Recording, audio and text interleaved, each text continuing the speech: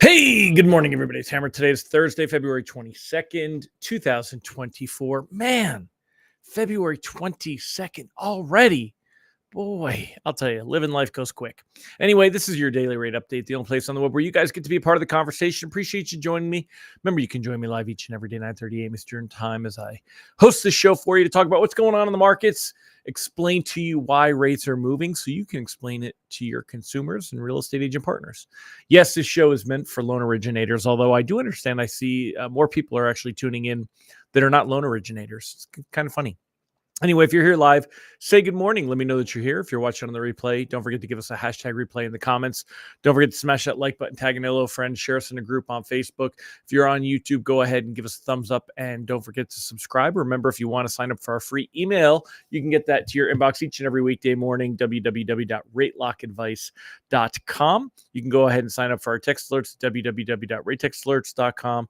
Last but not least, check us out at originatorssuccess.com. Find out how we help you get loans from Google and social media. So let's say hi to the live folks here this morning. Who's here? Say hello. We got Mike Morano. Good morning, sir. Scott Menster, great to see you. Bill Stevens. Mike said Verizon for the win today. Listen, I can't poke any fun at AT&T today because Originator Success, we're having our own technical issues. Our hosting company somehow corrupted our files and brought down our entire dashboard. And then when we were on with support, they said, no problem. We can just reinstall this and fix it, and wiped the entire thing out. But if you don't have problems, what do you have? Unemployment. So anyway, like I said, I'm not poking any fun at anybody. Good morning, Mr. Ron Siegel from the Las Vegas Momentum Builder Conference. Good for you, sir. Hope you're having a good trip there, and thanks for joining in even while you're away. Crystal, good morning. EJ, great to see you. Laura, thanks for joining as well.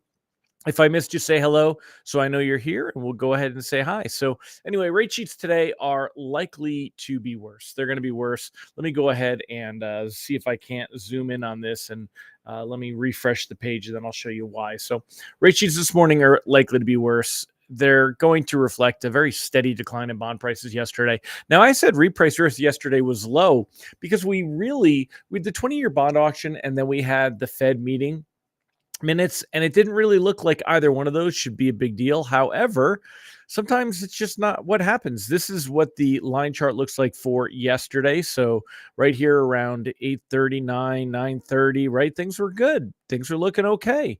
And then at around 10 o'clock, 10:20, 10:30, we started to lose ground. And then it just got worse and worse. Now, it's easy to say, oh, well, the 10-year Treasury auction. But at 1 o'clock, we had the 10-year Treasury auction. And bonds were, even if you want to go to the moments before and say they were at 98.69, and call it 98.70, that's still down 15 or 18 basis points from where we were when pricing came out right around here, around 10 a.m. So you could see here, this line chart is clear as day. If you wanted to go sledding today, if you were taking the kids out in the snow, you'd look for a hill like this one because you are just going straight down this hill. Now, this morning we had even worse losses this morning, a little bit of jumping around at 8:30. You probably are going to see the worst levels. That was due to the fact that we have had some really strong jobless claims lately. So U.S. weekly jobless claims unexpectedly fell. The number of Americans filing new claims for unemployment benefits unexpectedly fell last week, suggesting job growth likely remains solid in February. Now, we've had this conversation before where there's arguments about just how strong is the actual job market. And I got to say, when we're seeing continued situations like this one where jobless claims continue to be low. Initial claims for state unemployment benefits dropped 12,000 to a seasonally adjusted 2001. I love how it's always seasonally adjusted, right? Like, how come we can't just have the actual number? Why do we have to adjust for the season? Like, if people are losing their, isn't that what we're just all this stuff again, manipulation. But even that, this is what is being touted. Now, that goes along with kind of some stuff that happened yesterday. And even before, when we look at that same thing, when we look at this chart here, you could see that, let me get this out of the way. Hold on, hide. There we go. You could see that yesterday when the meeting minutes came out at 2 p.m., there was really no big movement, right? It was just, I mean, a very minor, but those meeting minutes, they were important. All right. The Fed minutes showed that officials were more worried about cutting rates too quickly than or cutting and having it break. Markets are not afraid of this, man. Markets are not afraid of this. So this is important because we're not going to see mortgage rates go down until we see signs that the Fed is really going to cut rates.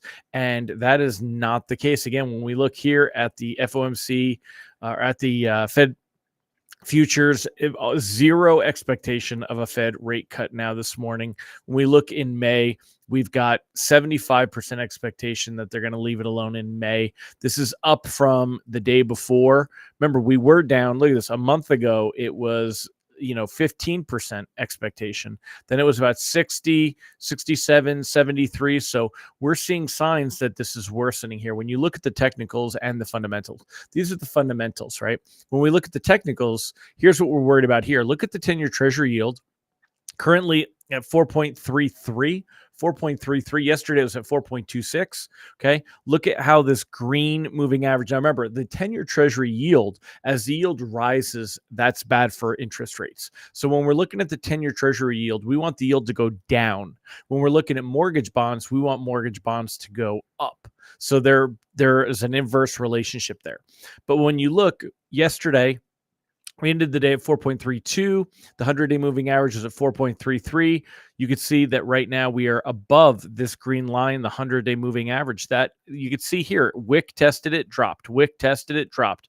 Wick tested, dropped. That we have been testing this level, and it has been holding. Hopefully today it falls back below that 4.33 level. Right now we are right at that 4.33 level, 4.32. So currently at the moment, really testing this level.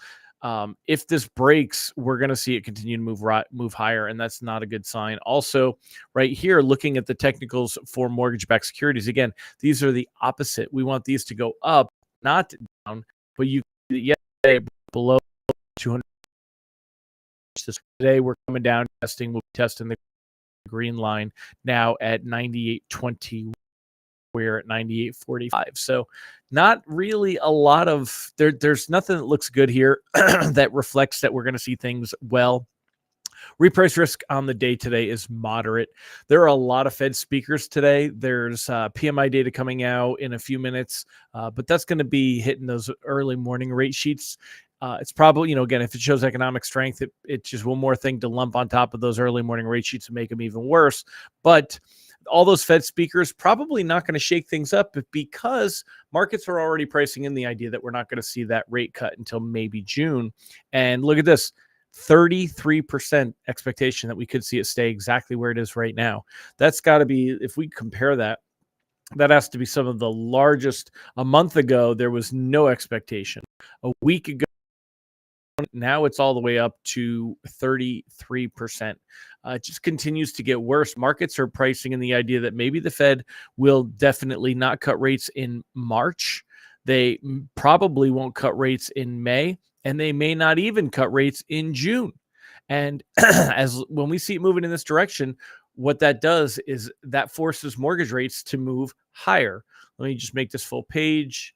Let's pick mortgage rates. Oops. Here you go.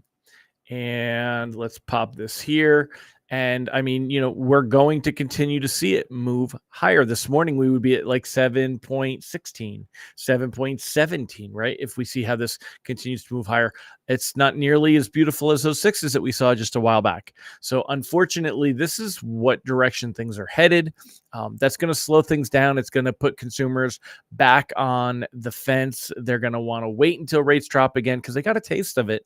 And they're not going to want to buy houses when rates are going up again. I know it's a challenge. You're going to have to fight through it. Keep on keeping on the good fight. I'm just the terrible messenger here. So right now, the outlook remains kind of the same. The rates have settled back to where they should be based on the current economic conditions. Not where they should be, where I think they should be, but where they should be based on the current labor and economic outlook. We're seeing too much strength. When you see even jobless claims, which, these should not be a big deal, but yet we're seeing it over and over and over and over again. Labor data, all that. We get the PCE data next week. What are we looking for that it's going to be all that great? I'm not looking that's going to be there all that much at all. Markets are now more in line with the Fed for projected cuts, 3 cuts for the year, maybe not starting until June, maybe not even then, but if we see signs that things can move a little bit better. So that puts us where we want to lock anything that's closing in the next 30 days. At least consider anything. If we get the jobs data, right? So if you got anything closing in the next 15 days, you want to lock it. The March 8th, we've got that jobs data, and March 12th, we have the next CPI report. If they show weakness, we see revisions to the previous jobs data, all that stuff, then we can get some improvement. Now, we're not going to see huge improvements in rates, but it'll at least bring rates back down again, maybe a quarter point, maybe a little bit more. But that's our best chance, and that's at least 2 weeks away. From where we're at now, almost a little longer than that when you count the CPI data in there. So you got to factor that in. Anything closing less than 15 days, I'd absolutely lock. If it's closing 15 to 30, you gotta look at your risk assessment. And we could see rates that are another quarter point higher between now and then, and that's the problem. Over the next couple of weeks, there's nothing to say that rates won't go up and creep higher from here, and that's kind of what's hurting us. As Scott pointed out, we have more defaults starting to happen on a lot of the loans out there.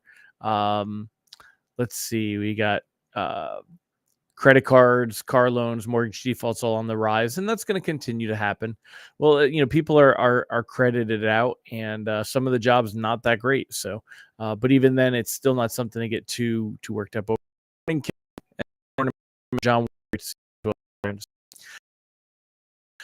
unfortunately, I'm going to go ahead and good morning, Mike. Great to see you. For bad news, mortgage-backed securities continue to creep worse on the day, now down 13 basis points. Again, just putting us in a position, you're going to watch this 10-year treasury yield bounce around, but it's likely to move higher as it has been doing here. And it's likely to continue to move just to higher and higher from here. So unfortunately, not really all that great for information to bring to you guys. We did have to send out a alert yesterday. Let me just pull this up and then I'll show it to you again. Alert. Come on. There it is. Let me pop this up and then I'll share it with you here. Boop, boop, boop, boop, boop. Boop, boop, boop, boop, boop, boop. Let me just make it fit in the, there we go. Okay. So, looking here at what we've got, yesterday we sent out an alert, 12:30. Well before most of the reprices were. So I want to say before almost all of them.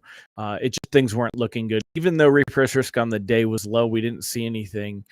We still had a locking bias. It, sent out an alert at 12:30. Hopefully that saved our members some money and their borrowers. And then we had our wrap-up text. Remember, if you'd like to sign up for our text alerts, I'll put that QR code on the bottom of the screen one more time. You can go to ratetextalerts.com, or you can use the cool QR code. They're $7 a month. Protect your pipeline. You can use it as a sales tool too. Tell your borrowers that you've got something on, blah, blah, blah, that you've got something to protect their loan. And Bashir's, you watching Facebook? Is my birthday on Facebook? Thank you.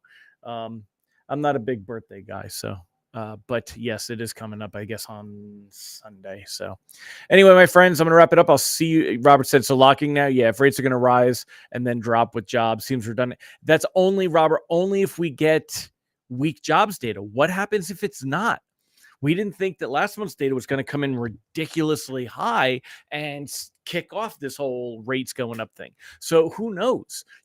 If that jobs data does not come in and give us a bit of a reprieve, we could see rates continue to move higher from here. It could send us into a whole nother thing. What if that CPI data doesn't come in great? So we're really hoping to see those improve, but if we don't see them improve, that's why it kind of puts us in that position where definitely locking anything that closes in the next couple weeks, and then you've got to decide, are we going to float into March hoping to see improvement?